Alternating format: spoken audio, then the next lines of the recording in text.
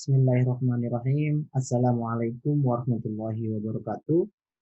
Sebelumnya perkenalkan nama saya Qoribun Fat, NIM 2017-04-10174. Pada kesempatan ini, saya ingin mempresentasikan untuk proposal saya dengan berjudul Pengaruh Gaya Kepemimpinan dan Kepuasan Kerja Terhadap Kinerja Karyawan dan Guru. Untuk mempersingkat waktu, saya langsung saja menuju ke materi. Yang pertama, bab pertama ada poin latar belakang. Manusia berkembang, meningkatkan kecakapan, memiliki pengetahuan dan tingkah laku serta sikap yang baik adalah salah satu usaha dan capaian dari pendidikan menurut Pramarta tahun 2015. Oleh sebab itu, manusia sangat membutuhkan peran sebuah pendidikan. Dalam suatu pendidikan, khususnya pendidikan formal, tak luput dari peran seorang guru. Guru yang memiliki kualitas tinggi dalam mendidik akan sangat mempengaruhi output dari seorang murid yang dididiknya. Poin selanjutnya, rumusan masalah. Apakah gaya kepemimpinan transformasional berpengaruh positif dan signifikan terhadap kepuasan kerja? Yang kedua, apakah gaya kepemimpinan transformasional berpengaruh positif dan signifikan terhadap kinerja karyawan? Yang ketiga, apakah kepuasan kerja berpengaruh positif dan signifikan terhadap kinerja karyawan? Di poin selanjutnya, yakni tujuan penelitian. Yang pertama, untuk mengetahui pengaruh gaya kepemimpinan transformasional terhadap kepuasan kerja.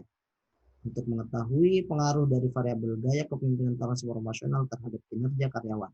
Dan yang terakhir, untuk mengetahui pengaruh variabel kepuasan kerja terhadap kinerja karyawan.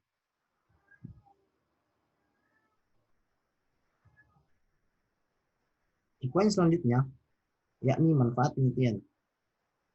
Yang pertama, bagi peneliti, dapat menjadi media dalam mempraktikkan ilmu yang telah didapatkan selama menempuh masa studi, serta sebagai media untuk mendapatkan pengalaman lebih dalam melakukan penelitian mengenai hal yang berkaitan dengan sumber daya manusia. Yang kedua, bagi perusahaan, dapat menjadi acuan perusahaan apabila akan melakukan pertimbangan mengenai hal apa saja yang dapat mempengaruhi kinerja karyawan. Bagi akademik, hasil penelitian ini dapat menjadi bukti empiris yang nyata mengenai variabel-variabel yang mempengaruhi kinerja karyawan. Bagi peneliti selanjutnya, hasil penelitian dapat digunakan sebagai bahan acuan dalam melakukan penelitian lebih lanjut. Menuju bab 2, poin pertama yakni landasan teori. Landasan teori di sini ada 3. Yang pertama, teori gaya kepemimpinan transformasional.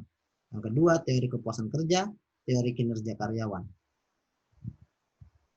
Penjelasan yang pertama, yakni teori gaya kepemimpinan.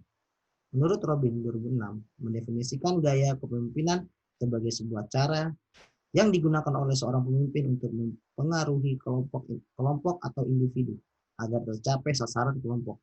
Sedangkan menurut Hasibuan 2011, gaya kepemimpinan merupakan cara seorang pemimpin untuk mempengaruhi bawahannya agar dapat bekerja sama secara produktif demi tercapainya tujuan dan sasaran organisasi. Untuk teori kepuasan, menurut Sutrisno, kepuasan kerja dipengaruhi oleh beberapa faktor. Yang pertama faktor psikologis, yang kedua faktor sosial, yang ketiga faktor fisik, dan yang keempat faktor finansial. Lalu teori selanjutnya, teori kinerja karyawan. Menurut Edison tahun 2017 memaparkan ada beberapa dimensi kinerja. Yang pertama, target, yaitu indikator mengenai tingkat terpenuhinya total jumlah pekerjaan barang atau uang yang dihasilkan. Lalu dimensi selanjutnya, kualitas, merupakan indikator yang penting karena berkaitan dengan kualitas terhadap hasil yang dicapai. Dimensi selanjutnya, waktu penyelesaian, ketepatan waktu dalam menyelesaikan tugas dan atau penyerahan pekerjaan.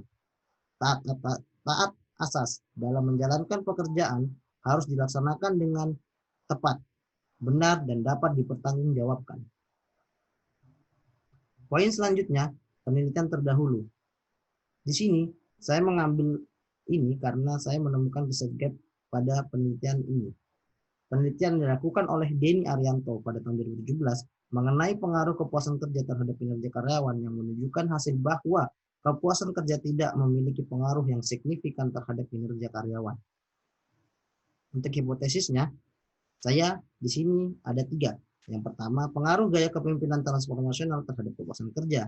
Yang kedua, pengaruh gaya kepemimpinan transformasional terhadap kinerja karyawan. Dan yang ketiga, pengaruh kepuasan kerja terhadap kinerja karyawan.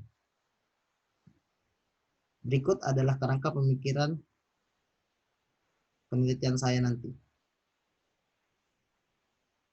Lalu memicu pada bab 3, untuk poin pertama, objek penelitian. Objek penelitian ini adalah, dalam penelitian ini saya mengambil Yayasan Pendidikan Islam Nur Fatah dan SMP Nurul Iman yang berlokasi di Lok Tuan, Bontang, Kalimantan Timur. Dan responden untuk Nurul Fatah ya ini 26. Sedangkan untuk SMP Nurul Iman sebanyak 30. Mengapa saya mengambil ini? Karena kebetulan Yayasan Pendidikan Nurul Fatah ini adalah yayasan keluarga milik ayah saya sendiri. Mengapa saya mengambil 2 sampel, 2 objek, mohon maaf, karena untuk sampel dari Yayasan Pendidikan ayah ini tidak mencukupi untuk standar metode kuantitatif. Jadi saya mengambil 2 objek untuk memenuhi syarat standar penelitian kuantitatif. Lalu poin selanjutnya, jenis dan sumber data. Berdasarkan sifatnya, data yang digunakan dalam penelitian ini adalah data kualitatif yang dikuantitatifkan. Data kuantitatif adalah data yang dapat diinput ke dalam skala pengukuran statistik. Fakta dan fenomena dalam data ini tidak dinyatakan dalam bahasa alami, melainkan dalam numerik. Poin selanjutnya, teknik pengambilan sampel. Pengambilan sampel pada penelitian ini menggunakan teknik non-probability sampling, yaitu purposive sampling. Menurut Sugiono tahun 2014, mendefinisikan purposive sampling sebagai teknik pengambilan sampel dengan berdasarkan pada kriteria atau pertimbangan tertentu pada responden yang akan dijadikan sampel. Lalu, poin selanjutnya, teknik pengumpulan data. Pada penelitian ini, peneliti menggunakan teknik pengumpulan data dengan metode survei dengan menggunakan alat kuesioner. Uji instrumen data. Di sini ada 2, yakni uji reliabilitas dan uji validitas. Untuk poin selanjutnya ada teknis analisis data. Teknis analisis data yang digunakan untuk menganalisis data ialah path analysis. Path analysis adalah metode yang digunakan untuk menganalisis keterkaitan hubungan antar variabel untuk mengetahui pengaruh langsung ataupun tidak langsung dari variabel bebas terhadap variabel terikat.